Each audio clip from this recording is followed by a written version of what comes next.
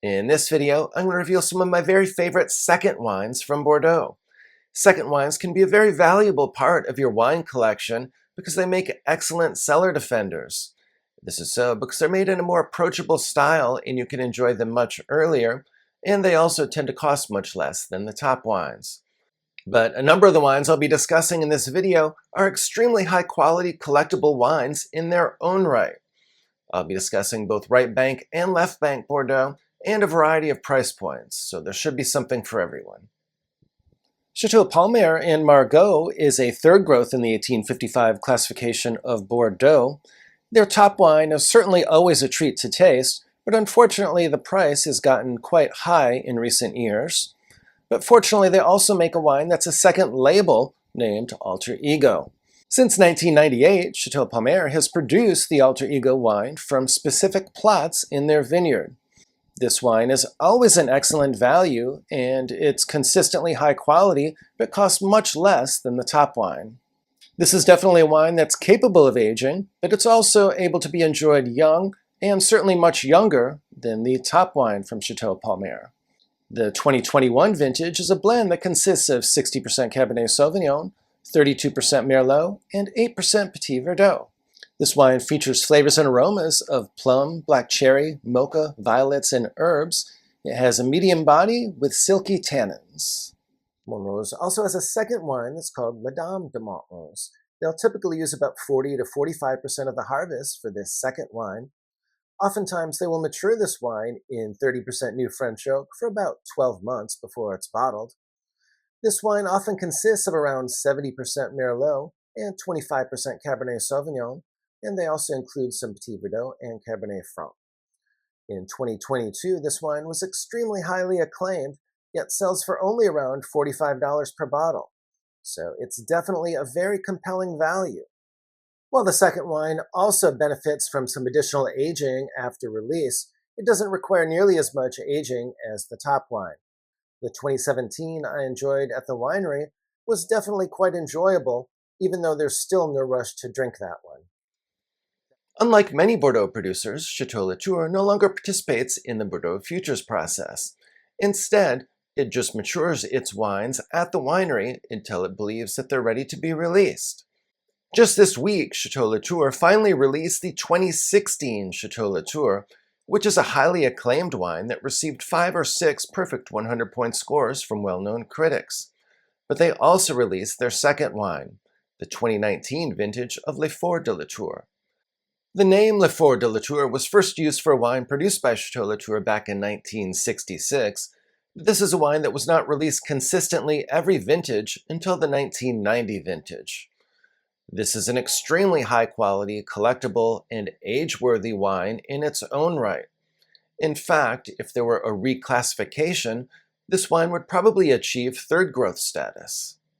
Latour's best parcels of vineyards are located in an area that's called the Clos, and which is very near the Chateau.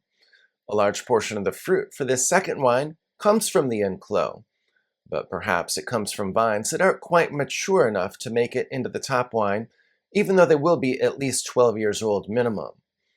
In addition, because Latour uses a much higher percentage of Merlot for Les Forts de Latour than it does for the top wine, a lot of the Merlot from the Clos will also find its way into this second wine.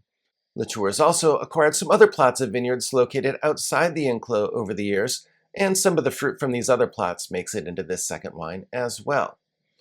I was able to get a sneak preview of the 2019 Les Forts de Latour during a visit to Chateau Latour a few months ago.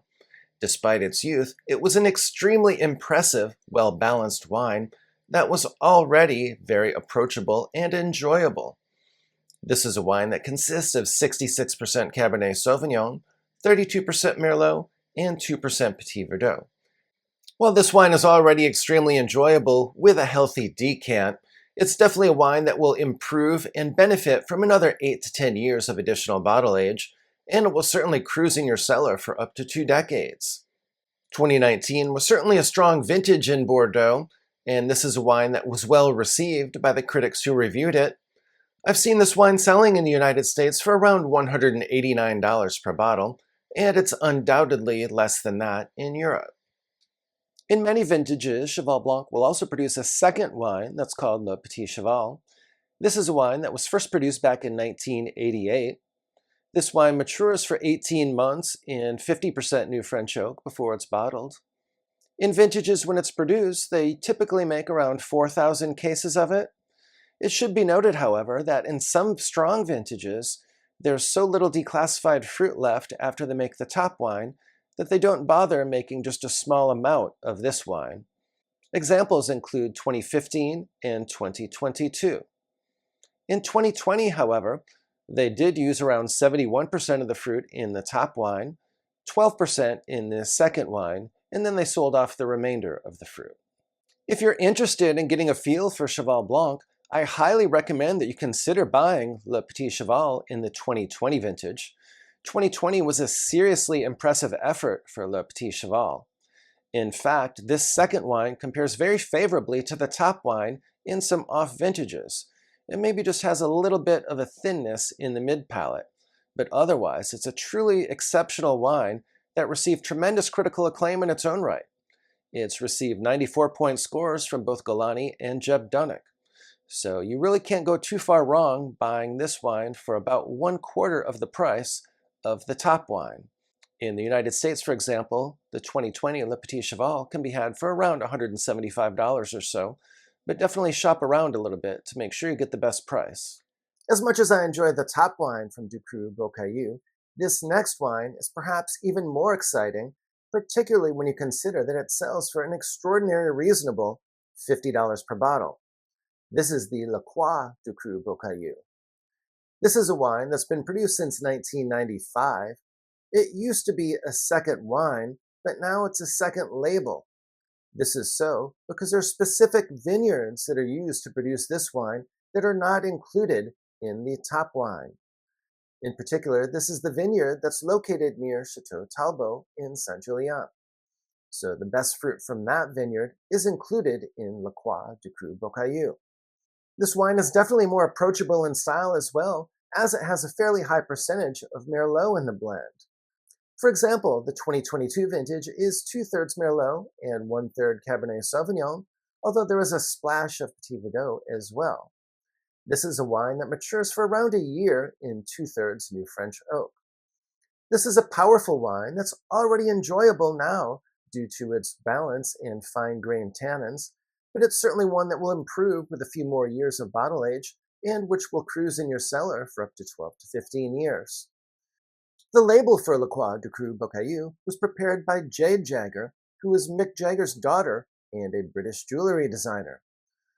Apparently, Bruno Bori got the idea for this project because he was very excited about the possibility of having Mick Jagger perform at the Chateau, and he was hoping that this would be an inducement.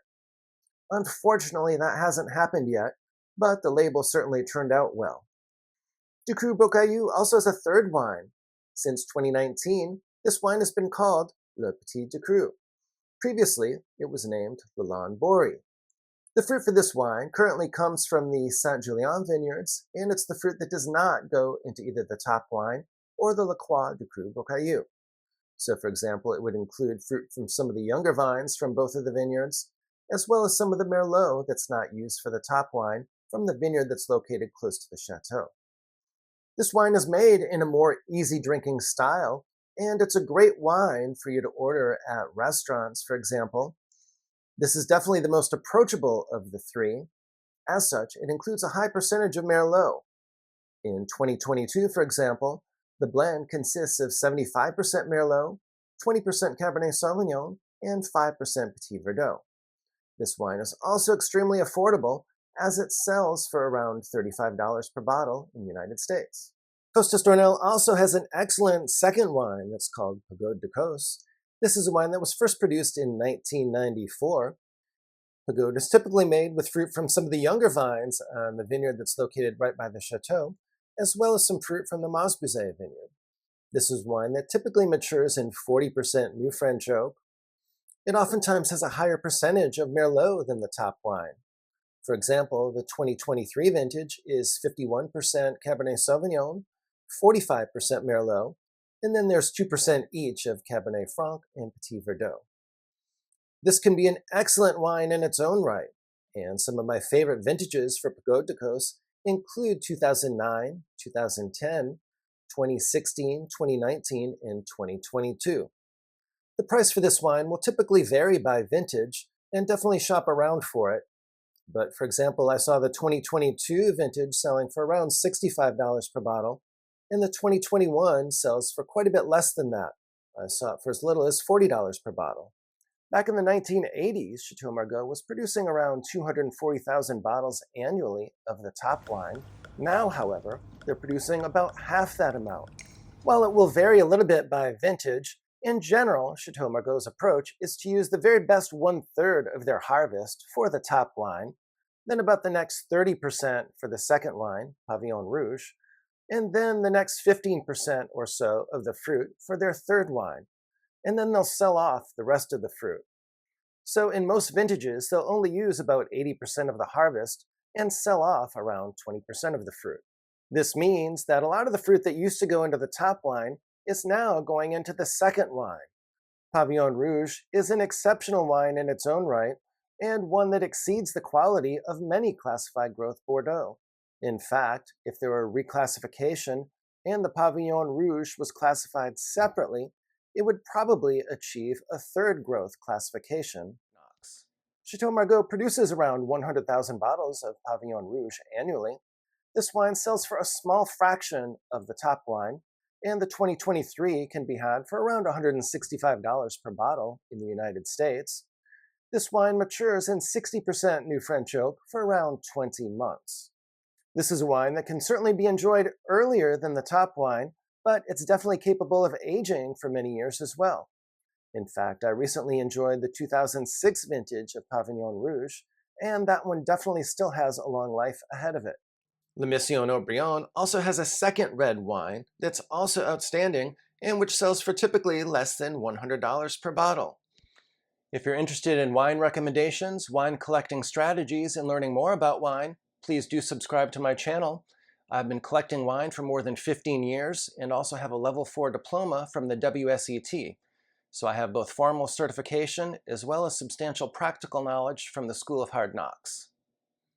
Le Mission Haut-Brion also has a second red wine that's also outstanding and which sells for typically less than $100 per bottle.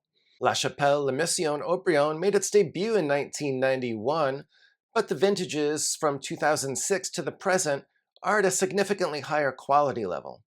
This is so because beginning with the 2006 vintage, they started to include the fruit that used to go into Latour Haut-Brion into La Chapelle Le Mission Haut-Brion.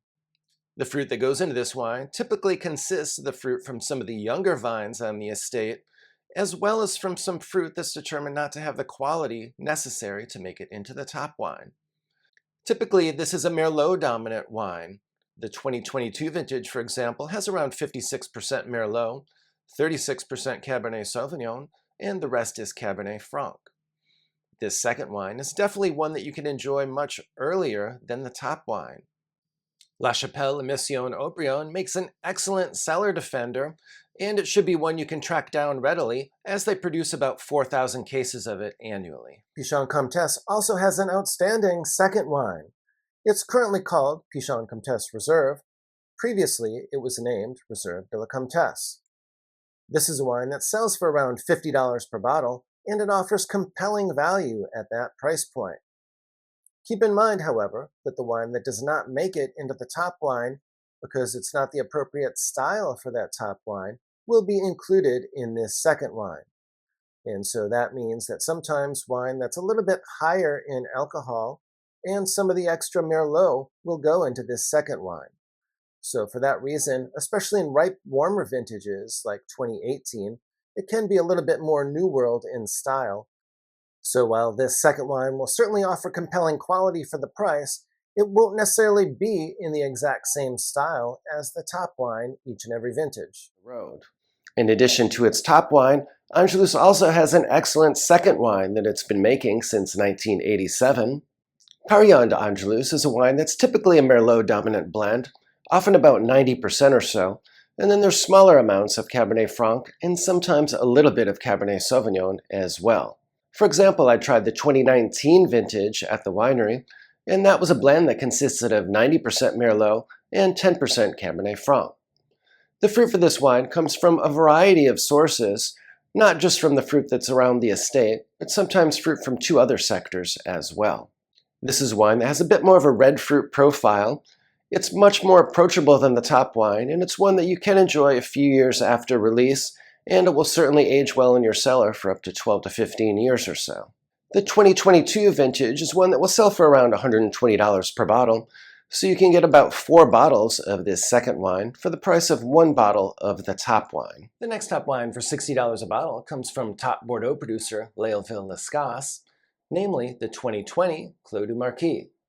This is not a second wine because it does not come from declassified fruit that does not make it into the top wine. Rather, it's a second label. This is so because the fruit for this wine always comes from the same small walled vineyard that's located in a prestigious area very close to Léoville-Barton and Léoville-Poiferret. The 2020 vintage for this wine was definitely well received by critics and received a number of top scores. This wine is a blend that consists of 61% Cabernet Sauvignon, 33% Merlot, and there's some Cab Franc in there as well. It matures in 40% New French Oak. This is definitely a wine that will require some patience though, as it's quite structured and has some high acidity. It'll definitely be much better in about 6 or 7 years or so. But it'll be well worth your wait, as this is an outstanding vintage for Clos du Marquis.